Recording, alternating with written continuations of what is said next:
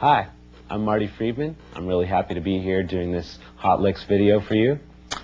And today one thing that we're going to really concentrate on is trying to be different as a guitarist. You really want to make yourself sound different. So I'm not just going to show you a bunch of solos and have you learn them and call it a day. I'm going to try to make you think a lot more, and I'm going to try to give you a lot of variations, and I'm going to show you how to figure out variations of your own. And I think that's the most important thing to do. So when you learn something, I think it's very important that you can think of 10 other ways to play it without just copying everything that you learn all the time. I think that's very important. So that's something I'm going to concentrate. Okay, I'm going to break this lesson up into 3 segments. The first segment, I'm going to give you some food for thought, where I'm going to give you like a whole bunch of unusual patterns to practice and a different way to get your mind geared for playing things that repeat. I'm going to show you some unusual patterns. And in the next section, I'm going to show you some exotic scales. Mainly I'm going to focus on the Japanese sounding scale, which is quite different, and it can lend to some really pretty melodic playing.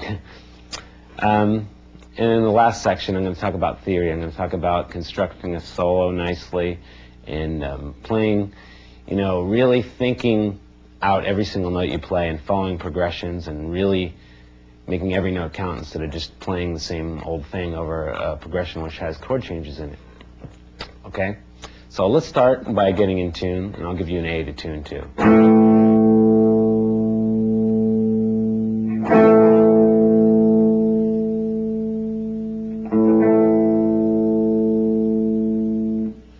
All right? If you're in tune, let's get started. The first thing I want to do is start talking about odd times. Odd times as in repeating patterns. Like most patterns that guitarists learn are usually numbers of 3 and 4, like triplets or quadruplets. And I'm going to start dealing with the number 5 quite a bit in this lesson. And I want you to start thinking in numbers other than 3 and 4, because everybody plays 3 and 4 all the time. So let's think of the number 5. And let's take a basic scale that most everybody knows, a pentatonic scale. It looks like this. Okay, now we're going to take that scale and play it 5 notes down at a time, like so.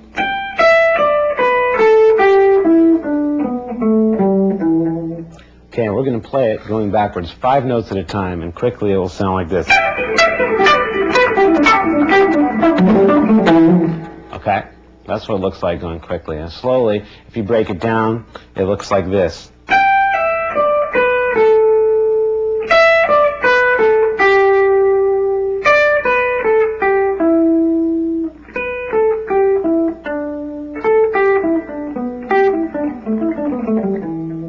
That's how the thing looks played slowly. And if you notice, it's just the same pattern going in that scale, 5 notes at a time, 5 notes here, 5 notes here, and so on. Now you can go back up the same scale using 5s, but using a different pattern, like this.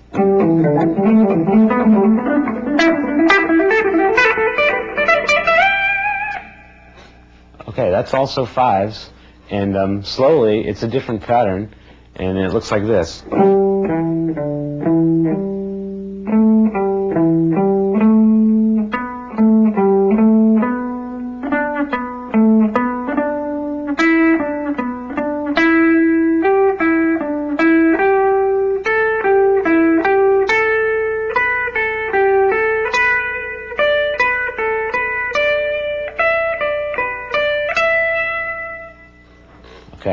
That's the pattern that I just used playing that thing fast.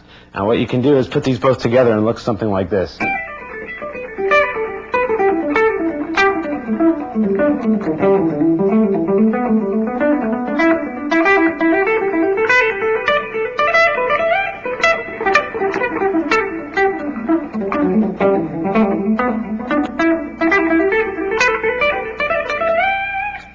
Okay, now that's just an exercise, but you can use that, and you can use that kind of thinking to play in improvising solos, and it's really nice to do repeating patterns that have odd numbers in it. So let's take this 5 pattern and make another odd number out of it, like 11. That means we're going to have to play 5 notes and then add 6 to it.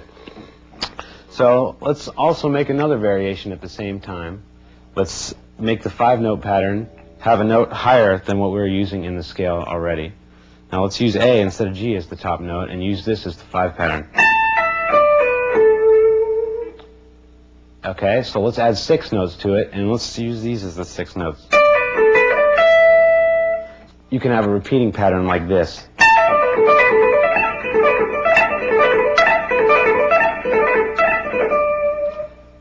Okay, here's another 5 pattern that you can play quite fast, and it has an interesting picking and hammering on thing going on. It looks like this. Okay, this is something I use quite a bit when playing fast, and you can get it really fast if you want. You get it much faster than that. Or slower, it sounds nice as well. So what it looks like is this. Slowly. That's the 5 right there. You pick the very first note, but every other time you don't pick the first note. You slide back to it like this.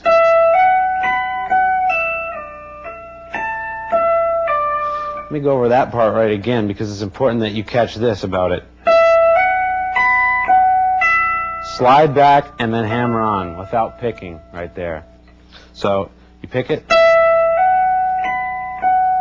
you hammer on and pull off, and then slide back and hammer on again.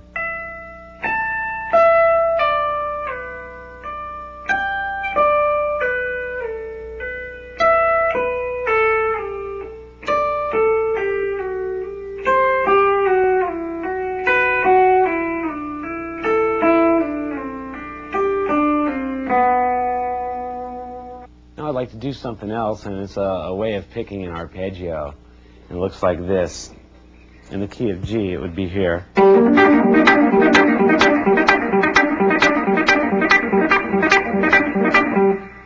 Okay, that's quickly. It's a very basic 6-note arpeggio. And what we're going to do is play it slowly like this, and watch the picking, because picking is very important on this.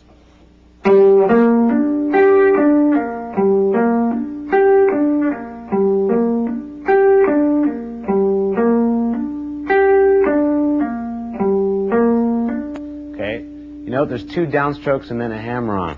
And then an upstroke. Downstroke, pull off. That's the pattern.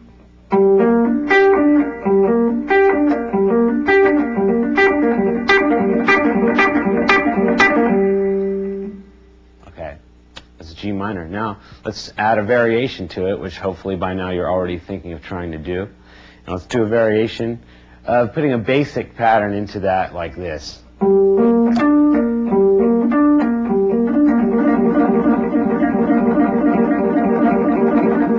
Okay, let's add that to the arpeggio. But before we add that, let me show you exactly how to pick this. 2 downstrokes and an upstroke and a pull-off should do it for you.